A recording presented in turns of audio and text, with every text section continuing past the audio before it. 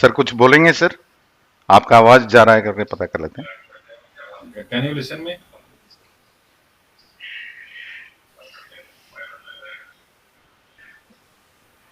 Check. Am I audible?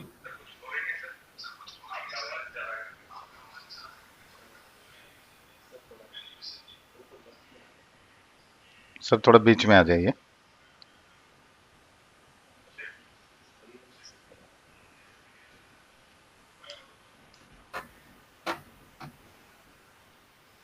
Sir is audible ना?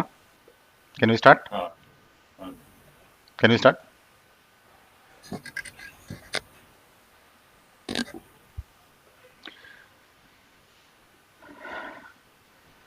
Very good morning to everyone. All are welcome in the second day of our 5-day webinar series. We have Sanjay Kumar Sinha sir, Joint Secretary, Ministry of HRD. Sir, namaste. namaste. Welcome to you, sir. Thank you, thank you.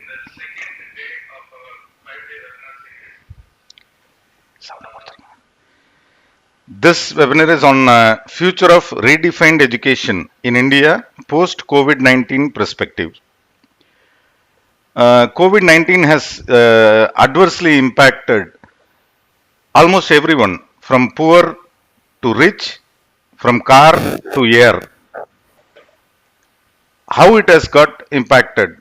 For example, German car major Daimler has cut down its sedan production in Alabama plant of United States of America.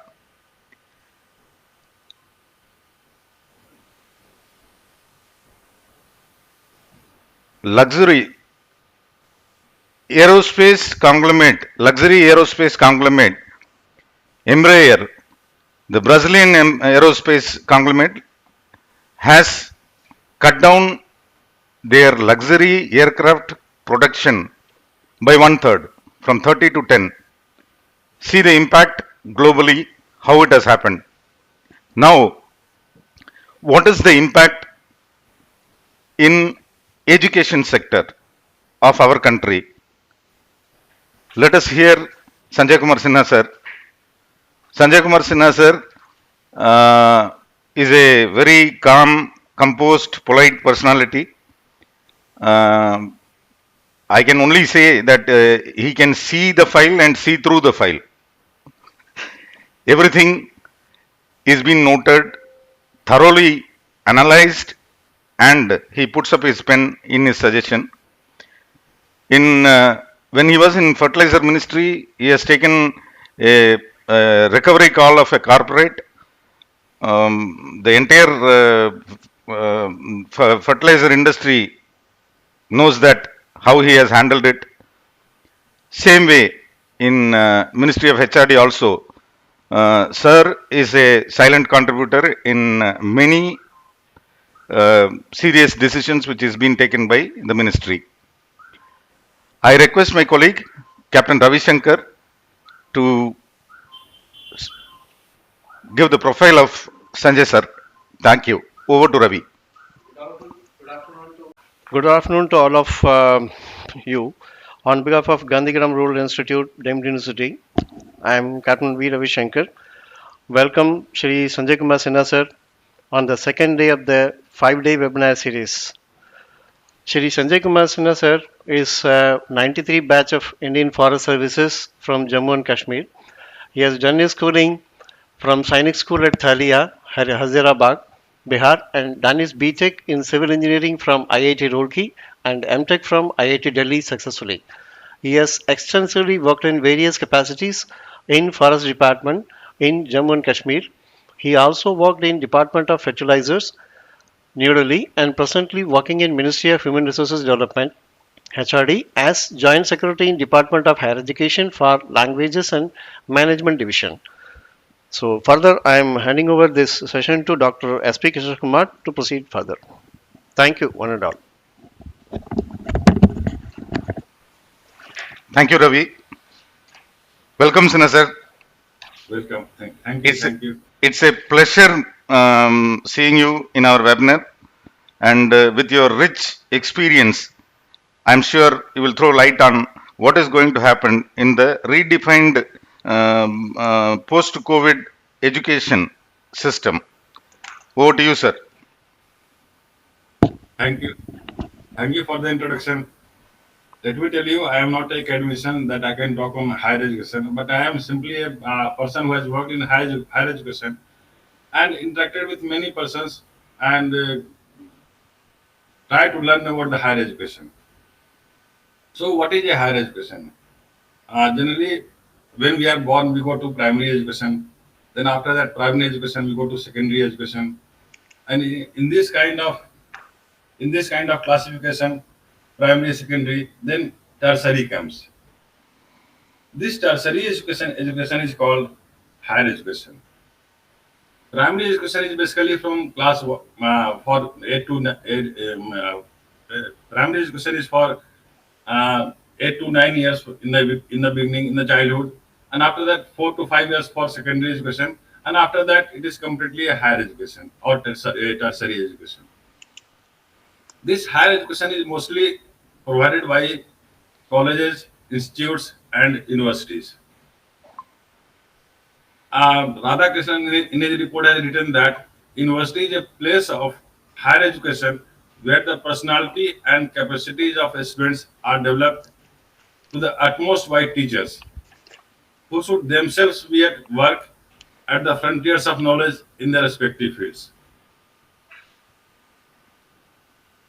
This higher education is mostly provided by university. Then what is a university?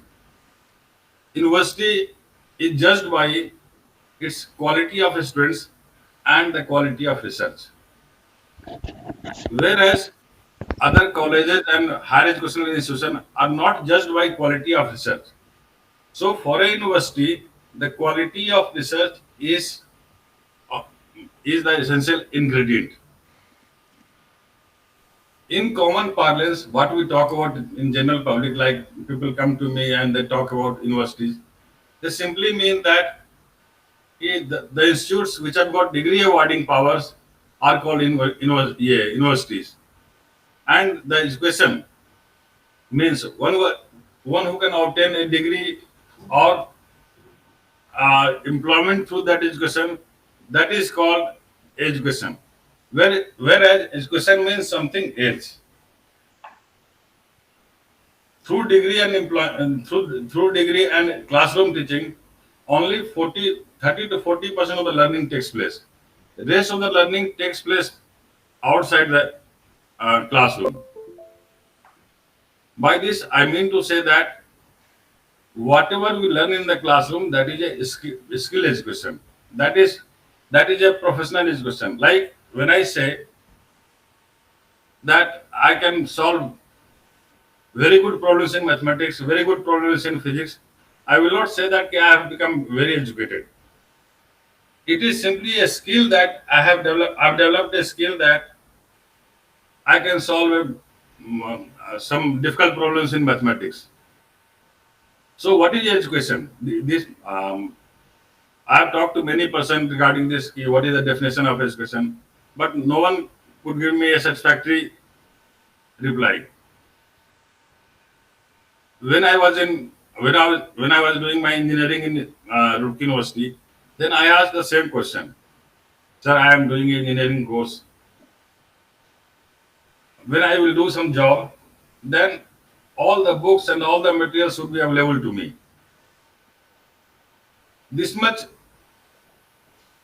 IQ I have that when a problem is given to me, then I can refer the books and solve that problem. So why are you teaching me, sir? Then he said, it is the aptitude and the approach. How do you solve a problem that I teach you? That is the purpose of university education. It's not that if you can design many things, then you have become a very good engineer. It's the approach by which you solve a problem that will make you a good engineer. For defining the education, I will pose some difficult pose some problem. Like whenever I interact with some educationists, then I pose a problem.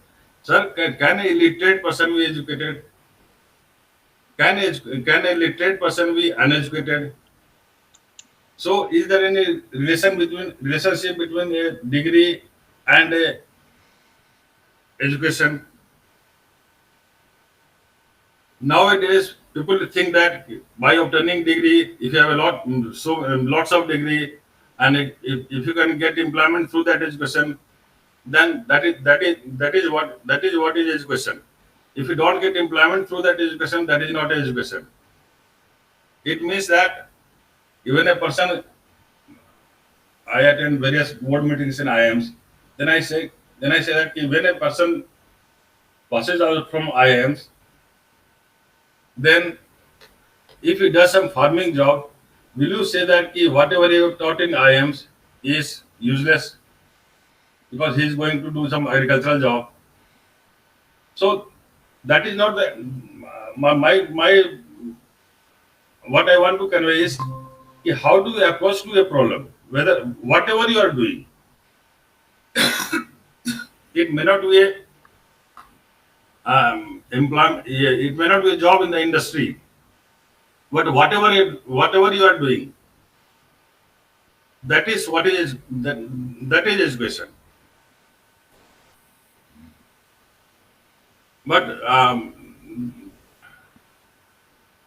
in COVID situation, what we have seen that all the government institutions are closed. Then how the teaching should take place? Then university has come out with a solution. That most probably all the private universities have taken a lead and they have gone for online education. But presently, the government has banned all the institutions for running offline classes. But even after COVID situation, I think there will be this online education will remain, and there will be a blended and hybrid kind of education system. In this education system, I think it will be better. In hybrid education system, there would be uniformity in education. The quality of education would be uniform. Like the best quality of education can be provided through online education, and it may not be bad in some university. It may be good in some university. All the university will have more or less same kind of informal education, and this online education is approachable to is affordable to all and approachable to all. So all the presently there is a limitation of university strength and all that, but this online education is approachable to all. Everyone can get an online education. There is no criteria for uh, that this much is the sanction strength. And number of students can increase. Now we have to think that can we provide all kinds of education through online? I have said that in classroom teaching only 40% of the education or of the learning is done through classroom teaching. So online is simply a classroom teaching. So remaining 60% cannot be taught through online education. So this demerits will have. Unlike there are many subjects,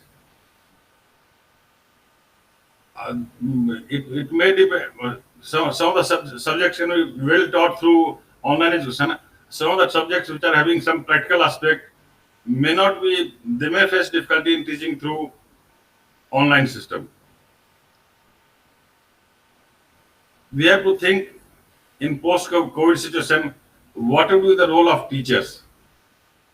Teachers' role would be reduced. I will say that the teachers' role would be reduced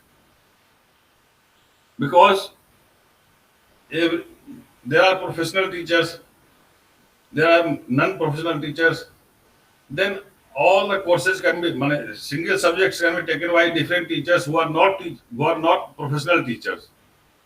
So in that case, the role of teachers role of professional teacher may slightly come down.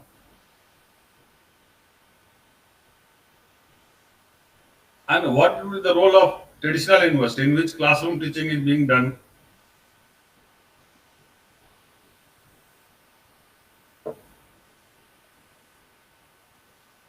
In traditional university, presently we are having a large number of traditional university.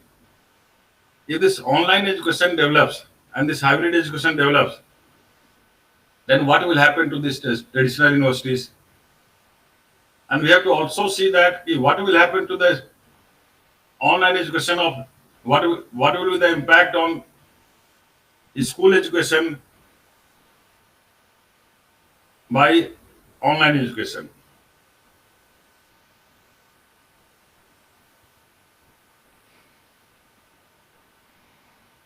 So I want to speak this much only. I don't have much to speak of this. I have not prepared so much.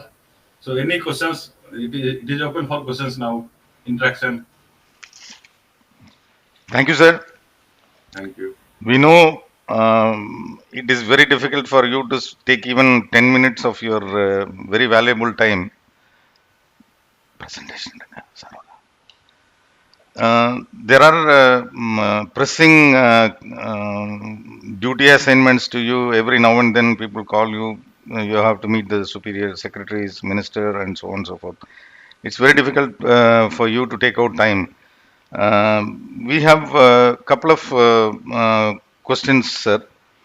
We were talking about quality of research in education institutions. Uh, in the pretext of post-COVID situation, how do you feel? Because research is in different parts. Research referrals, we have to work on it, we have to collide it, and we have to do our part of work, whatever is been in our mind, to bring it into papers. How do you feel that this pandemic situation will adversely affect this kind of issue? Because movement is restricted. I have done my PhD. While doing my PhD, I went to IIM Bangalore for taking my research reference.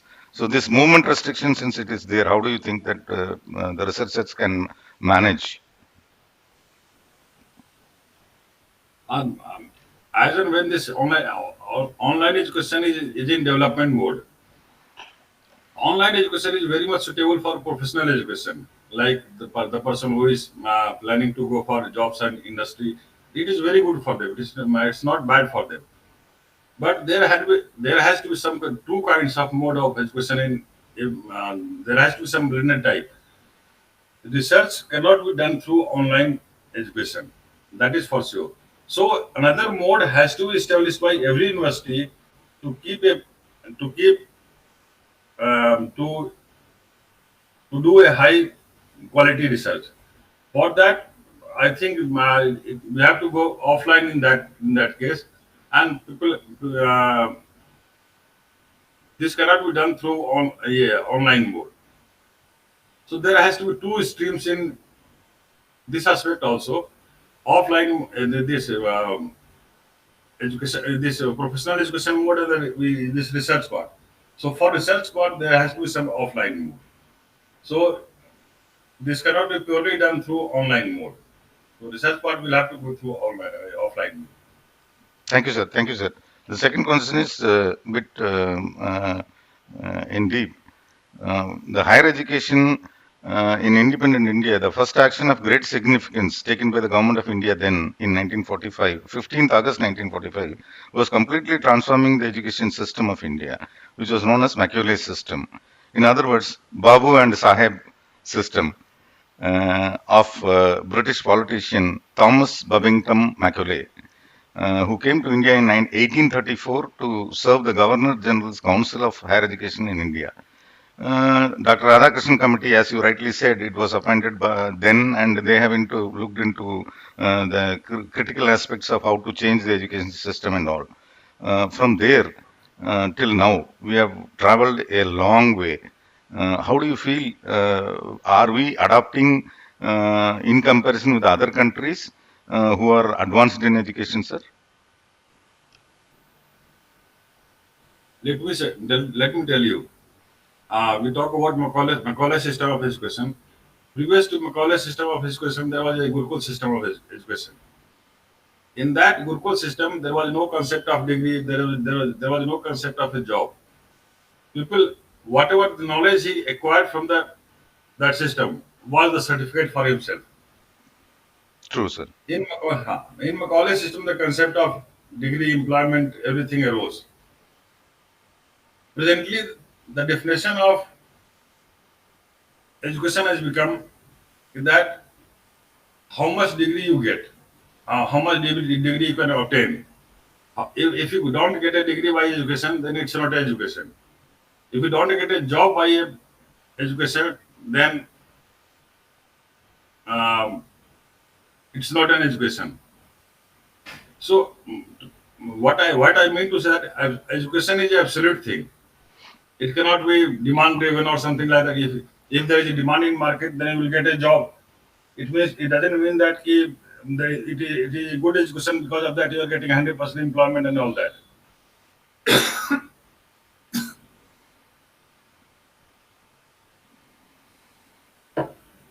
So How are we progressing in terms of other countries who are advanced in education, sir? for education we are till formal education we are at par with other countries, but in research aspect we are lacking because Okay. we have changed our definition. We are not going for learning; we are simply going for employment and degree. Since we have changed our objective, that's why we are lacking in research aspect. Thank you, sir. Thank you, sir. Thank you. See, there are lessons learned from COVID in all fields. What is the kind of lesson we have got in terms of education? Like, can you just compare the classroom education with online classes, sir? Pros and cons. Um, Class like I will say that there are advantages and disadvantages of both. Online courses, I said, online courses can be provided to everyone, so it is good for general masses. A quality education can be provided to all, irrespective of in which university he is studying. And The yes, sir. Please. so, in that way, online education is very good, but it may not be very good for all the subjects. It may be good for some subjects. It may not be good for all the subjects like engineering subjects, the subjects which are having practical classes. Great, sir. Great, sir. As you rightly said, there could be a pressing need in the days to come to adopt a module through stimulation for compensating the loss of practical classes and workshop. Education in future, like infrastructure, whatsoever we have created, are lying idle, and online we are not able to utilize those infrastructures. There are social distancing factors. There was a capping of 50 students somewhere. Now it has become 25 or 30, something like that. How do you feel the way forward would be, sir? Now, even practical classes can be developed online also. If that technology, people may not have a feel of doing it themselves, but they can be shown on screen that how the practicals are being done, Okay. how. So if that research will take place and people will come out with that solution also, and in that case, it will come. I think the practical classes can also be done through online mode. In future, it can be done through some technology. Fine, sir. Thank you, sir. Uh, in the available online courses, massive open online courses, MOOCs, have captured global attention since 2012, when it was projected that they might transform higher education. Globally, several thousand courses are being offered now, in several portals. These advantages of these courses are scalable. They allow optimal utilization of resources and being self-placed. They are not bounded by time constraints.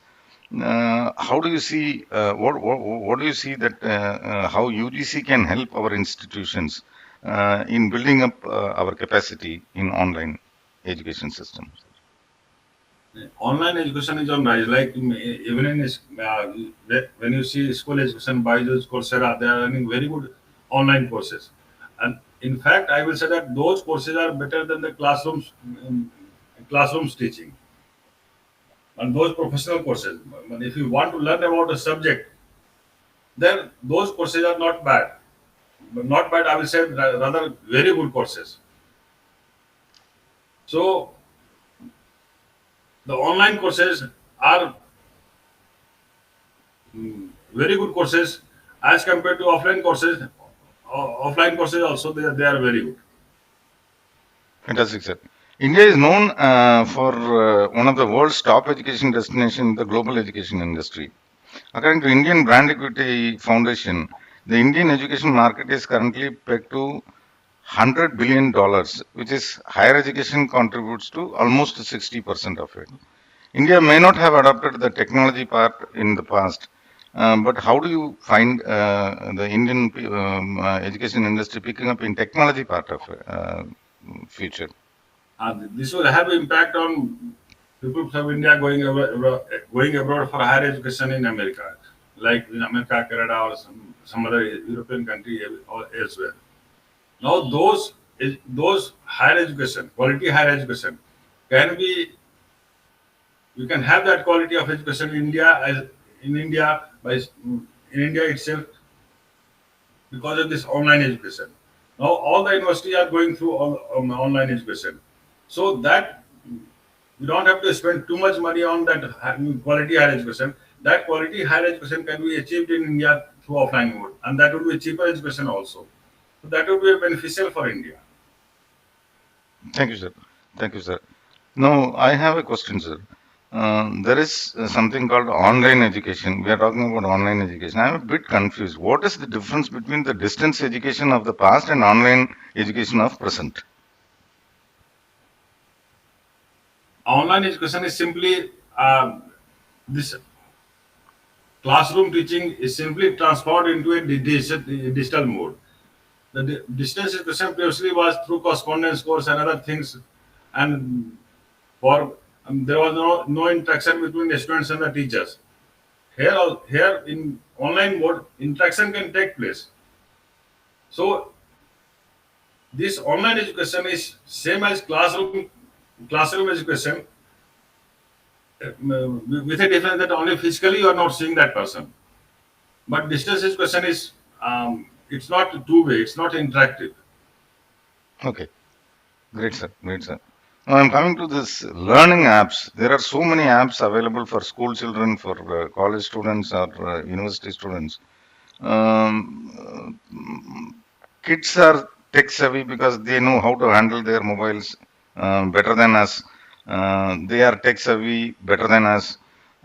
So how these apps will help these students because they are missing somewhere psychologically there is an impact for a school going kid is he or she is not going to school and this impact with technology how it will help them to learn in future, sir.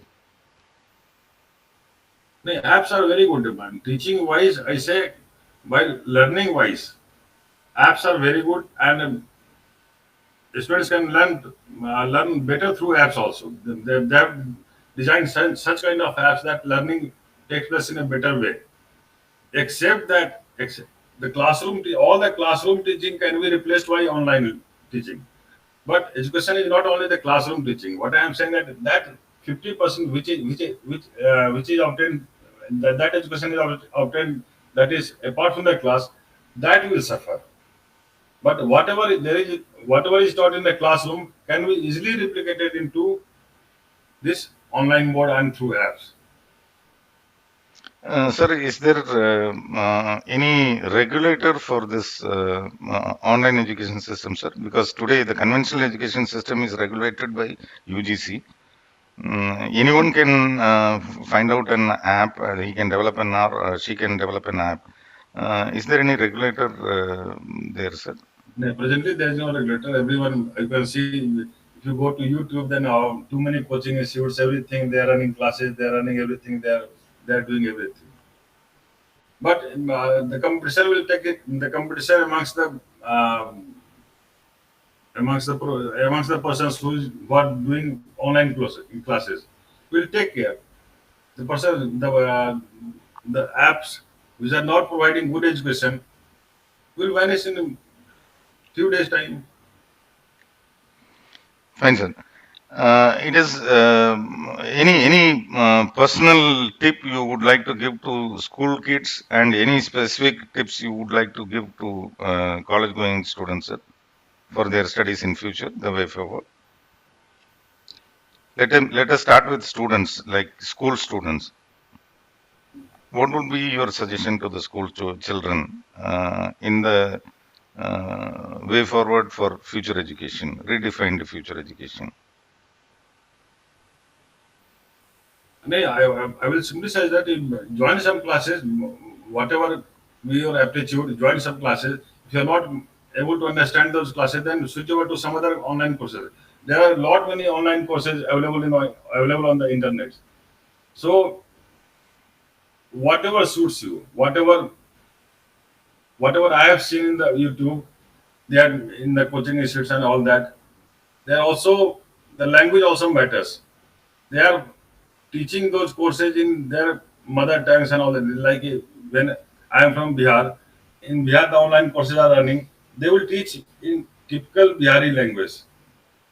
So Regional touch, yeah, regional touch for so, the kids, yes, sir. uh, so I will say that whatever students may be comfortable in that language, then they should use that. They should see online courses of that language, and they can grasp better through that online education. Sir, when compared to the research and patent in higher education, today we see China is topping the world order, and we are picking up. Uh, what is your suggestion to the higher education institutions in terms of looking into patents and how to develop it? It is a broader question. I will say that India is lacking in research aspect, and that's why we are lacking in patents also. When research, when the quality of research would be high, then that patent part and everything will be taken care of. Presently, in Indian context, people are simply going for jobs and degrees, and say they have to move towards real research. Then these patents will be taken care of. Thank you, sir. Uh, now we are talking about skill India. What kind of contribution our education institutions can give for skill India?